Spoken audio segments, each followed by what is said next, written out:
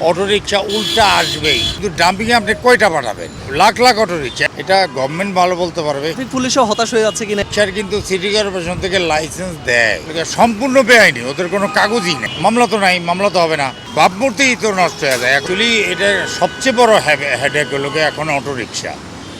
পায়ে চালিত রিক্সা তো তাও পরিশ্রম করে, তো ওরা সহজে আসে না, কিন্তু অটোরিকশা ব্যাটারিতে চলে, কোনো পরিশ্রম নাই, বসে থাকে, চলে আসে। আর আপনি ভালো করে খেয়াল করবেন, এই জায়গায় সিগন্যালগুলিকে ভালো করে ফোকাস করেন, অটোরিকশা উল্টা আসবেই। আগে যেমন মোটরসাইকেল উল্টা আসতো, তাও তো মোটরসাইকেল ধরে আমি মামলা করতে পারি, অটোরিকশা আমি কি করব? ডাম্পিংয়ে পাঠাইতে হয়, অথবা আমি সিট খুলে রাখি, অথবা ব্যাটারি তার ছিঁড়ে দিই, কিন্তু ডাম্পিংয়ে আপনি কয়টা পাঠাবেন? লাখ লাখ অটোরিকশা, একটা দুইটা না, কিন্তু লাখ লাখ। আর বিদ্যুতের অপচয় তো মানে কি বলবো, অটোরিকশার যে ব্যাটারি তো রিচার্জেবল ব্যাটারি, ওটা তো আপনার চার্জ করতেই হবে, মাস্ট। দিনে 2 থেকে 3 বার চার্জ করে, তাহলে বিদ্যুৎ তো অপচয় হয়ই। সুতরাং এখন এটা গভর্নমেন্ট ভালো বলতে পারবে কি হয়। যখন আমরা তাদেরকে জিজ্ঞেস করি যে আপনারা উল্টা যাচ্ছেন কেন, এটা তো সিগন্যাল পড়তেছে, আপনারা অবৈধভাবে যাচ্ছেন, বল যে আমরা নিজেরাই অবৈধ, আমরা কেন বৈধভাবে যাব?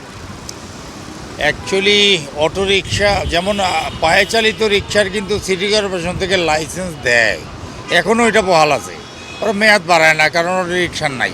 আর অটোরিকশা সম্পূর্ণ বেআইনি, ওদের কোনো কাগজই নাই, কোনো কাগজ নাই। গাড়ি 3টা চাকা, গাড়ি 40 কিলো বেগে যায়, কিন্তু কোনো কাগজ নাই তাদের।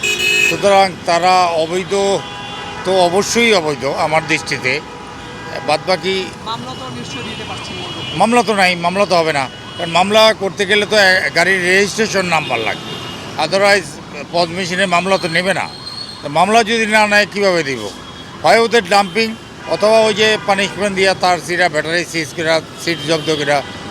এই টেন্ডেন্সিটা যতদিন পরিবর্তন না হবে, আমাদের যদি পরিবর্তন না হয়, তাহলে আপনি জোর করে পরিবর্তন করতে পারবেন না। তো ট্রাফিক পুলিশও হতাশ হয়ে যাচ্ছে কিনা এদের এই ধরনের অ্যাকচুয়ালি আমরা তো আপনার যে কোনো পরিস্থিতিতে মোকাবেলা করার জন্য পুলিশ তো প্রস্তুত, কিন্তু মানে পেশার পরে একটা, যেমন আপনি এই যে ক্রসিংয়ে ডিউটি করতেছেন, একটা উল্টা গাড়ি ঢুকাই দিল, আপনি মানে খুবই সিরিয়াস থাকতে হয়।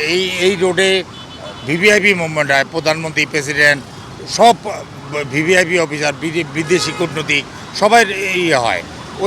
ওনাদের সামনে যদি উল্টা রিক্সা পড়ে, তা দেশের ভাবমূর্তিই তো নষ্ট হয়ে যায়।